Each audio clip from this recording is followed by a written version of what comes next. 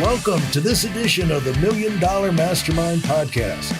This is where we pick the brains of high achievers from all walks of life and get their hard-earned, real-world insights on winning. I'm your host, Larry Weidel. Let's just say right now, where have you found yourself speaking the most? And how long are you speaking and what are you speaking on? Just general education or, because like I'm out at Aspen right now. They have the Aspen Ideas Festival. And basically it's a bunch of hot air. No offense, but it's a bunch of hot air from people that are not, it used to be busy doing stuff, but, like you have Lester Holt here and you have people that have got names and everything. They've had the exposure. They've had insights, not really employed maybe that much right now. But I could go down through the whole list. But they have, you're gonna learn some things, and but not really make any specific points. It could be this. It's like China's gonna have the next. Right. What's going to happen? I went to one of many years ago, like the last one I went to. Here's the direction of China over the next 5 years. It's just like, well, we were in China when the revolution and this and what's happening. In fact, I put. What do I need to be wasting my time, about what's happening in China? I don't have a company dealing in China. I was going to say, if you had a business dealing in China, you're probably... Right. And so the thing is, yours is directed towards things that people can use and do something with now. And so how did you get to that point? What's when you're speaking to those crowds, what do you find yourself, people calling you up and they want a speaker to talk? Is it education? Is it explaining? Is it on following up on your books? Or is it coming in? They want your principals to come into their company and they bring you in to kind of open the door and get people interested in thinking this way, changing the dynamic of how they look at the situation they're in and giving them a picture of where they could be. What do people call you in for? Almost exclusively, it's about category design in the Play Bigger book.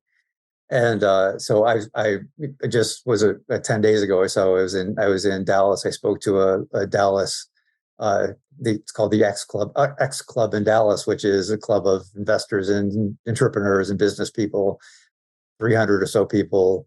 It was basically like the basics of category design. What does that mean? How do categories work? How do you think about it for your company? So I do it for groups like that. I do it for individual companies. I've done it at broader industry conferences. Just all over the map. I mean, it seems to be something that a lot of people are interested in. And how can you have 300 people out there, and you're talking about category design. Mm.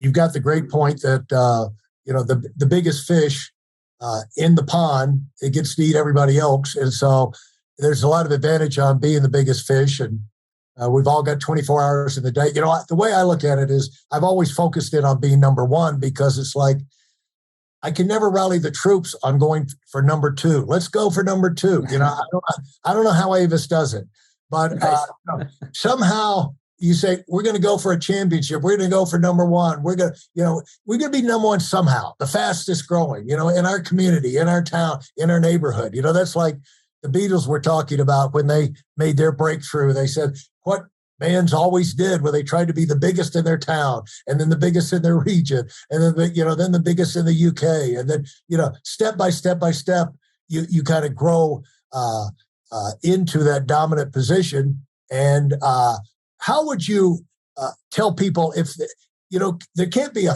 unlimited number of new categories coming up every day, or can there?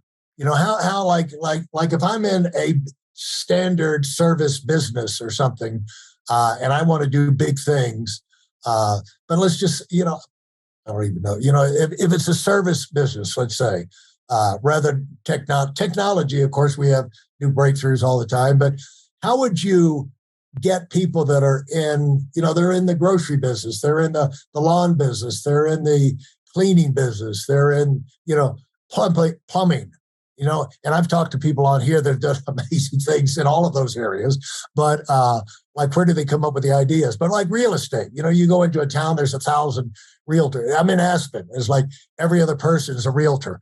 And so how would you get people right now to break down thinking about, kind of maybe get them to take a fresh look at what they're doing, where maybe they think category design doesn't have anything to do with me, and maybe it does. But they need you to kind of light the fuse. Well, I'll tell you a story, but let me preface it by saying that first of all, you're right. I mean, you can't. If every company in the world was creating a new category, that right, you can't. It's not going to happen. But not everybody wants to do that either. Right. There are a lot of It's actually, in some ways, it's easier to enter a proven market, and if you're okay with the idea that you're gonna scrape some market share out of that market, and you're always going to have to make an argument that your thing is a little bit faster, a little bit cheaper, something like that. Right. That look, the vast majority of businesses get built that way, and most of them are perfectly legitimate businesses, and some of them make people a lot of money, and some of them just become lifestyle businesses. But there's nothing wrong with that, and that's what the vast majority of people do. What we're saying is, if you want to be, if your goal is that you would like to be or want to try to be one of those companies that wins a market category over time and is the one that wins that, if that's the kind of company you want to build, then here's a playbook for trying to do that. But let me answer your other question about sort of what seems like old mundane categories, right? With a fairly recent story. So there can't be. I mean, there's very few categories that are older than bars. Yeah. You would think there's nothing new you could do with a bar. You know what I heard? I heard this in New York. They were talking about coming out of COVID, and they said there was 349 Irish bars in New York City. It's like, what? I'm not surprised. There are a lot of Irish bars in New York City. And it's like, there's a lot of bars out there. But anyway, so here's the power of, even in an age-old category, of finding a way to create a new category out of that category. So there was this woman in her 40s in Portland, Oregon, and she was a big fan of women's sports. Yeah. So she got frustrated because she'd go into bar after bar, especially going to the sports bars, and would want to watch WNBA games or the women's soccer league, one of those things. And the bars would never put them on. Or maybe if there were like 10 screens in the bar, they put on one screen. Right. And she's like, well, but women's sports are like growing in popularity. Don't you understand? They're like, no, that's not what we cater to. So she ended up starting her own bar, opening her own bar that would only show women's sports. And in fact, she gave it the most clever name ever. It's instead of a sports bar, she called it the Sports Bra. Yeah. And by all stories that I've read about it, this place has become super popular because it stands out, right? There's something new, something new.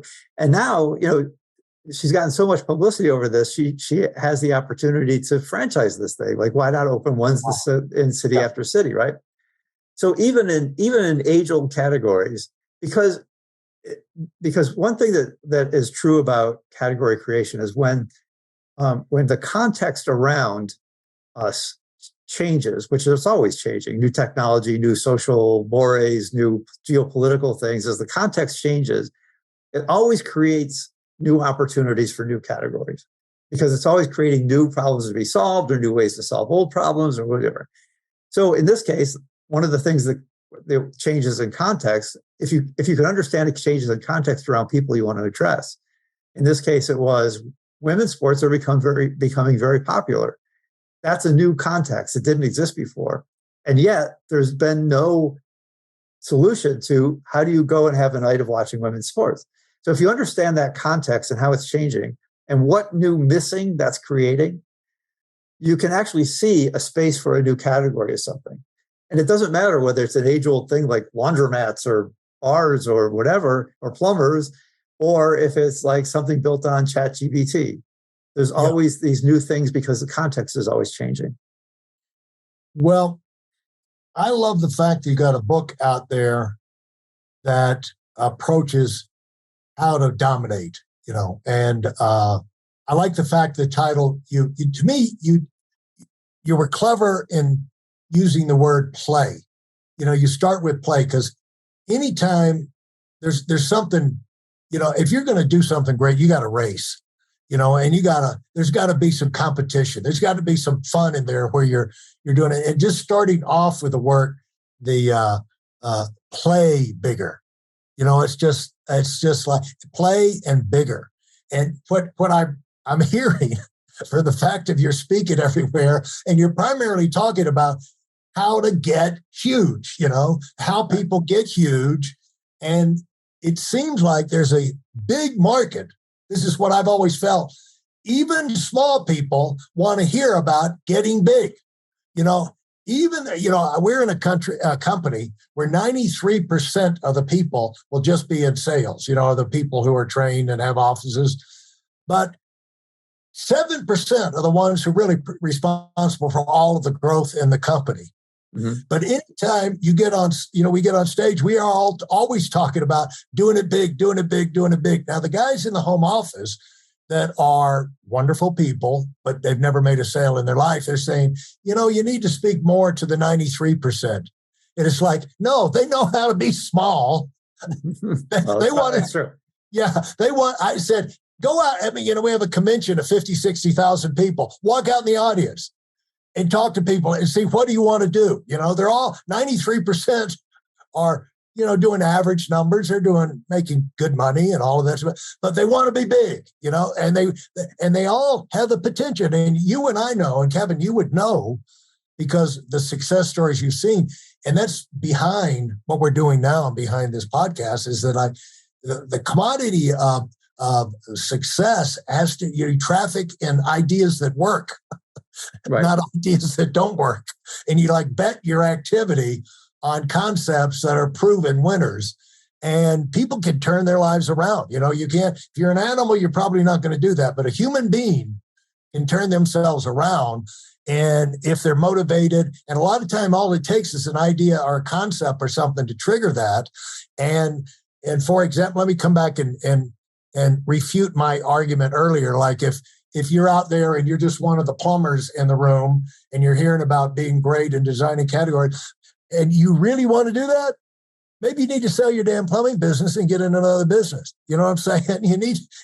Maybe you need to look at another business. You don't have to be in the plumbing business. If you're not convinced there's a way out of that for you, well, and it can't happen in your town. Maybe you need to think about moving, because if your main goal is to get big, there's some absolutes that are involved in it. And so you're confronting people with things that help them make decisions where they can feel good about the track they're on and what they really want. Because maybe they thought they wanted to do it, but no, I don't want to do it that much. Right.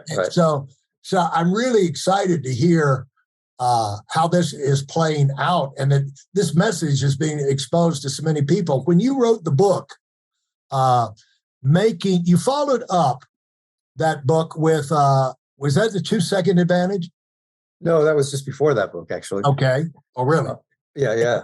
And what were you thinking about the 2-second advantage?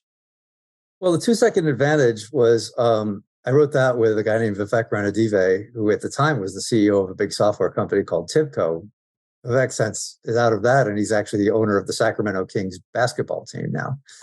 But that is who? Vivek Randi is his name. Okay. And so Vivek had these ideas, and he and I were talking one time, and I had been very interested in, I gotten very interested in brain science, right? Because I was very interested in how this was long before the ChatGPT kind of stuff came out, about how computer scientists were trying to understand the human brain and be able to create programs or computers that work like the brain. And so we got talking about this, and we ended up doing this book about how computer scientists were learning from neuroscientists about the nature of talent and the way brains work, and how could you create essentially talented computers. And so I'm actually, the book was unfortunately, is probably about 10 years ahead of its time. If it had come out 10 years later, when all this interest in AI started to happen, they probably would have done a lot better than it did. Yeah. Maybe it's time for a rewrite. Yeah, well, yeah, maybe. And so what followed up Play Bigger? I started, so again, going back to, keep in mind, I thought I was a writer. That's all I was, so I wrote Play Bigger with these guys and thought, okay, well, that book's done. I'm moving on to the next thing. Right. And by the time that book even was published, I already had a contract for our next book. And this was a collaboration with Montaneja, who's the CEO of one of the biggest venture capital firms in Silicon Valley called General Catalyst. Okay. So we wrote a book called Unscaled, which was about how AI was going to change all of these different industries. We kind of tick through different, energy and retail and education and all these different industries, looking at how AI was likely to change these industries. Yeah. So then we enjoyed working together so much, we actually ended up doing 2 more books. The next one after that was called Healthcare, which actually took the unscaled ideas and just focused it on healthcare itself. And then the most recent one was called Intended Consequences, which was about how to build AI and all of these new technologies in a very responsible way. And that hit number 2 in the Wall Street Journals in the first 2 weeks, or I may have. I don't know. I don't pay attention. And I'm not being. I actually honestly don't pay attention to much of that, so I don't know if it did or not. But he did very well. Number 7 in Publishers Weekly nonfiction list. So, what came from that writing that book? What good things happened to you from that? Intended Consequences. You were trying to focus people on what's now called responsible innovation, right? How do you build a company so that the technology you build doesn't harm society, actually helps society, right? Yeah. And what's a playbook for doing that? I mean, everybody started over these last 4 or 5 years, as AI started to bubble up, and you get other things like very powerful technologies like CRISPR and blockchain and all these others.